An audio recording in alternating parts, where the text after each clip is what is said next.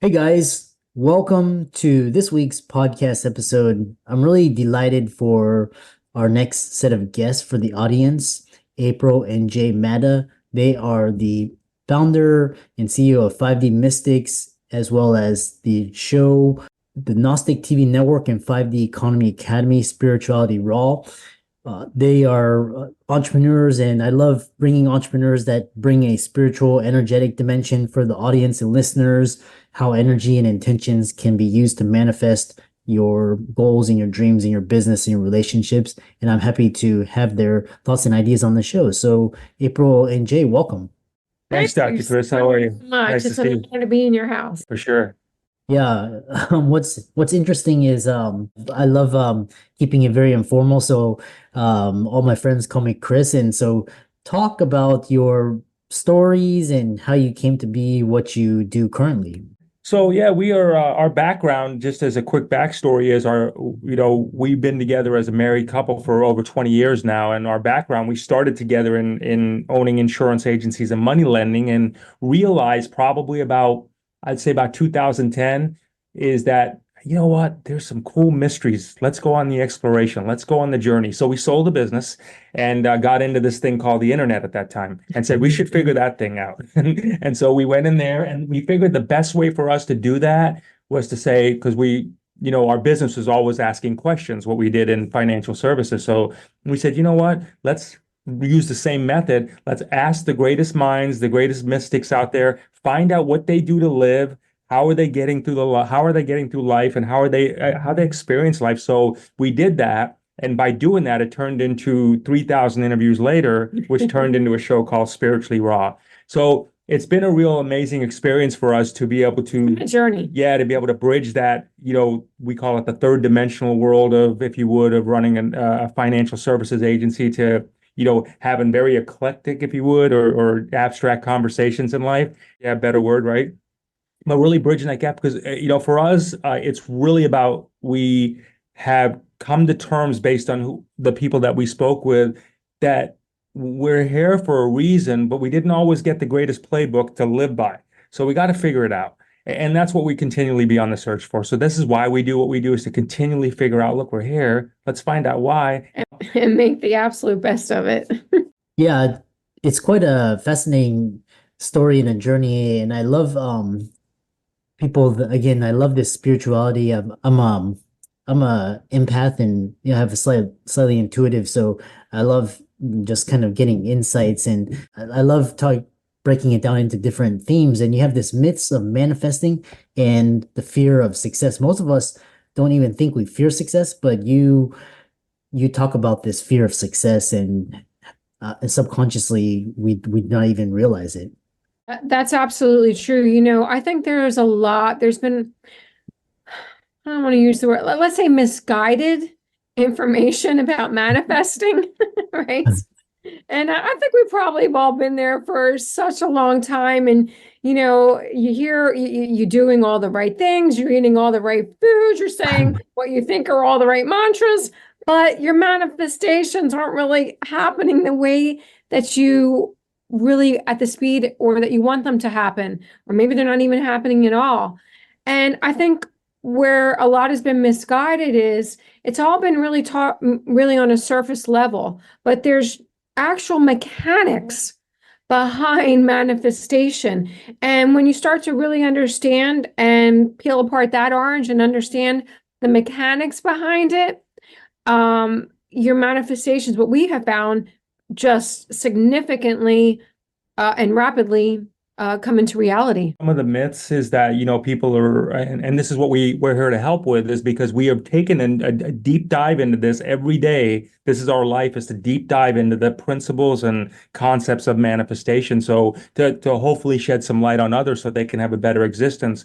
But we found out things like, well, let me just stick a portrait on my wall and stare at it. Doesn't always end well. And there's these things, there has to be action behind this. There has to be a belief system. There has to be energy. And the other thing too is, this is something to wrap your head around. The fact is that the universe doesn't ever really give you what you want. It gives you who you are. So you have to become That what you that seek what to you be. seek to be, and you have to believe it. You just, so instead of saying, well, let me read a book, because the book says, well, if I chant I'm abundant, I'm abundant, I'm abundant 100 times 3 times a day, and the moon's in this waxing or whatever like that, then I'll get what I want. And again, those, it's not to diminish one's faith, but there's, if you do it, if you're going to go through the efforts, understand that working with the subconscious aspect of it, and getting your subconscious to actually believe what you're saying, that is how you manifest. Another thing about being misguided, and I know because we've all stepped in it, right? For sure. That's how you learn. But your manifestations don't come into reality until you truly believe you're worthy of receiving the manifestation. You can wish it to death, you can wish it till the cows come home, but that's not going to always make it come into reality. You have to believe you're worthy of receiving it. So much of it, yes, is mindset, and so much of it is also truly believing you're worthy. And, just tagging on to your point, you asked about the fear of success, to cover that point or speak to that point, if you would. So the fear of failure is pretty obvious for people. They see something and they say, well, I'm not going to do that. So they tag out and they're done. That's over, right? Fear of success, they've actually taken somewhat of a step and they see some light there. So they open it and then they say, okay, well, maybe this is going to require them to take another step, right? And then all of a sudden the steps get a little bit bigger to get to. And then they say, well, you know what?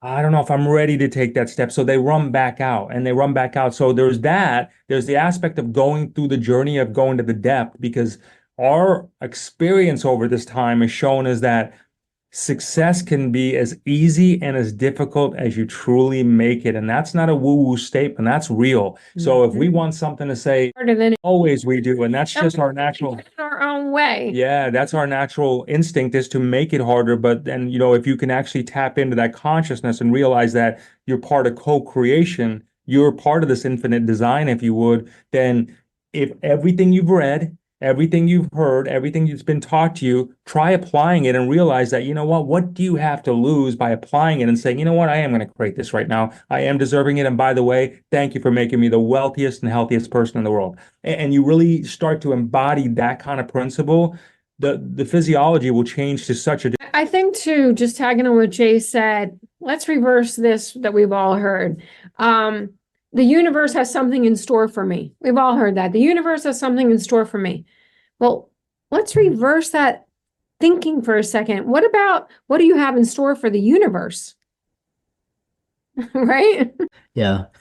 Yeah, I love this. And what I love is these different concepts, basically manifesting. And you said that there is the mechanics, and so it's not like this woo-woo, just kind of do nothing, and it actually takes work. So what are the nuts and bolts in terms of the mechanics? You don't have to, of course, your program and you help clients do that, but kind of give a general overview of the nuts and bolts. Like, is it gratitude? Is it affirmation? Is it just healing? Talk more about that. It's a little bit of this and a little bit of that. That's how you make the pie, right? You put a little of this and a little of that. It's just tweaking it. So affirmations absolutely are important, but we've all pretty much been taught and all have heard about the I am happy, I am wealthy, I am this, I am that. I've said it a gazillion times over and over and over again, but that didn't necessarily make me believe or see any dramatic results that I was really expecting. And, I started thinking, I started looking at other people who had everything. They had the happiness, they had the wealth, they had this and they had that. And you think to yourself, well, there's got to be a way to do it because people are doing it. So what are they doing differently? What are they tapping into? There has to be some type of higher frequency, higher vibration. And when we really started dissecting it, we realized there's a correlation between your chakra system and affirmations. So ironically, the I am is associated and vibrates at the frequency of the sacral chakra, which is the lowest, the root chakra, which is the lowest frequency. So when you think about, if you constantly saying, I am happy, I am wealthy, I am happy, I'm wealthy, well, you're affirming it from a lower vibration. So yes, that is going to slow your manifestations down. But as you raise and you go up in your chakra system, like let's say for example, the sacral chakra is associated with feeling. So instead of I am successful, I feel successful. The heart chakra is associated, just to give you an example of a couple of them, love, right? Everything is associated with love.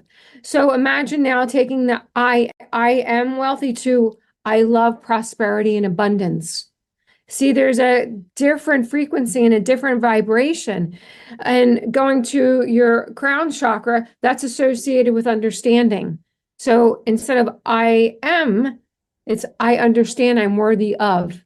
And when you get to that point of that you're understanding, you're coming at it from a very unemotional attachment, if you would. You just say, you literally at that place where you say, I understand I'm wealthy. And you just accept it as it's part of your existence. And there's not an emotion of, am I going to get it? Am I not going to get it? Am I going to get it? Am I not going to get it? It's just, I understand it. I get it. You know, It puts you into the present. It puts you into the now. And that is a integral part of manifesting. The other question I get frequently is, because this business podcast is for entrepreneurs and, it's highly successful executives, doctors, lawyers. So one thing is their quality, they're always looking for the next thing, the more. And like one common theme is never being satisfied. Like they have a very nice house, spouse, family, income, and then they look to their neighbor like, oh man, he or she's doing this and that, and then this feeling of fear of missing out, like they have enough, but then they feel like it's never enough, and then they feel like, oh, they're missing out, or this feeling of greed, they want more. How do you reconcile that? Because you have enough, but you're chasing all these Yes, things. What is that? I'm just this is really up to his alley, but the first thing that came to me when you said that they are missing out on something, Chris, and it's something very important. And that is the connection to source energy. And when you don't have that connection, yes, you feel lack, you feel guilt, you feel unworthy. So that hole that they're missing is truly the connection to their source. yeah, it really is. And with a lot of wealthy people that own businesses and they go on the journey because you're right, they hit something and they're like, I'm accomplishing this. So then it gets to a point of, well, was that really what it is? And what do I do with this now? Like, and then it's like, what do I do? As you gain your wisdom, age, if you would, then you take a look at, well, now how do I live my life? And then you realize the things that are important to you, they don't seem as important to you. But like what you were saying, to speak to your point, it is really, this is why we sold our business, honestly, because we realized for us, like, we're making a lot of money in our business. We're doing financially fantastic. It's just that we knew that as we grow, we saw the writing somewhere. I don't want to call it on a wall in the clouds, whatever you want to call it, but we saw it somewhere that said, gotta find the connection to source, or it's all for nothing now. And when you think about it from that standpoint, and you realize feel that, empty. yeah, you really do, I think. And I think a lot of people do, when we talk to people that come from wealth or they have it and they're looking for something. And that's what we always try to tell people is like, look, when you are talking to people, if you're in business, it's not always about the proverbial money for them. Some people have already got their wealth. They're good, but there's some other form of richness that they need. There's some other form of richness that they have to have. And that is that feeling of connection, that feeling of being able to, hey, you know what? I really am anti-aging. Wow. This is really how it works. Wow, I did manifest this. Wow, I did do this. Wow, I am telepathically communicating, which is one of our favorite things to really work with people on, is the art of that. Every day then becomes a journey. It no longer becomes linear, because it doesn't matter what you're doing and how much you're making. At some point in time, if you're repeating the same thing over and over again, it just is going to get boring. It's like living the quintessential 3D reality. Right. Right. It can get a little boring after a while, right? You can only, the money just doesn't, it's not like it doesn't thrill you like it used to, right? it's really about being able to raise your vibration and raise your frequency. And as you do that, you're raising your levels of consciousness.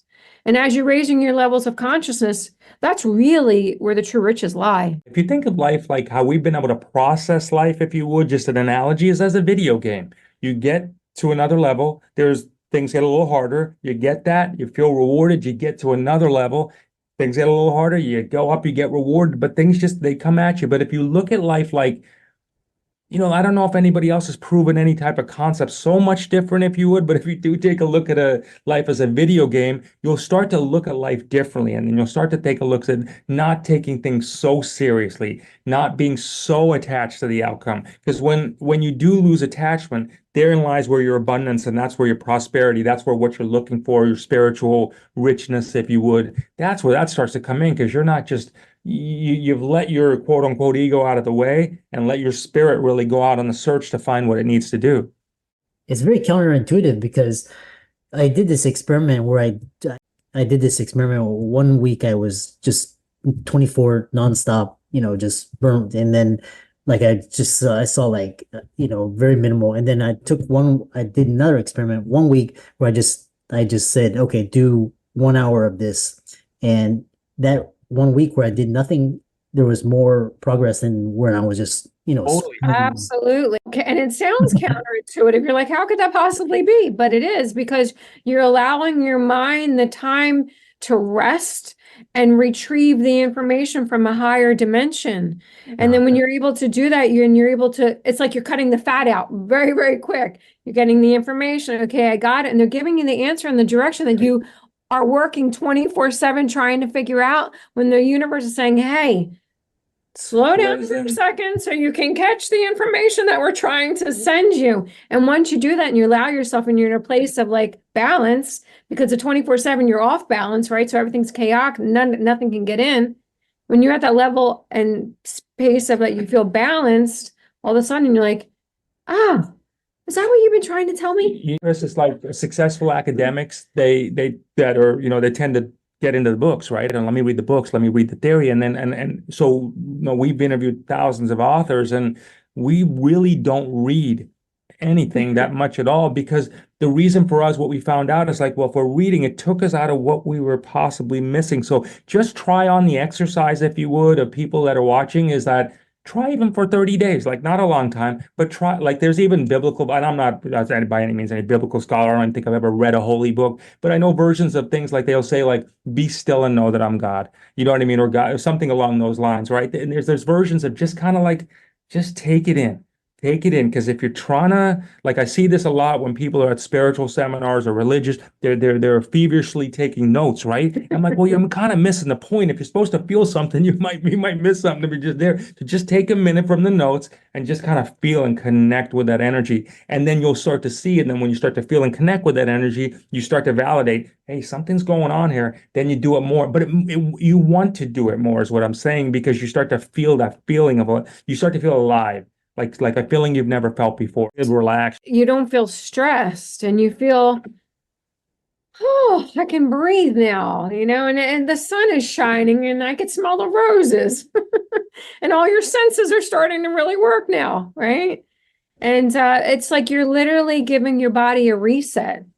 The other thing that I was talking to a lot of individuals is, for example, when they're first starting their business, like they're struggling to, like they got clients and then they have the money coming in, but they're always focused on every penny, every dime, every dollar, and it's like detracting from their focus of their clients.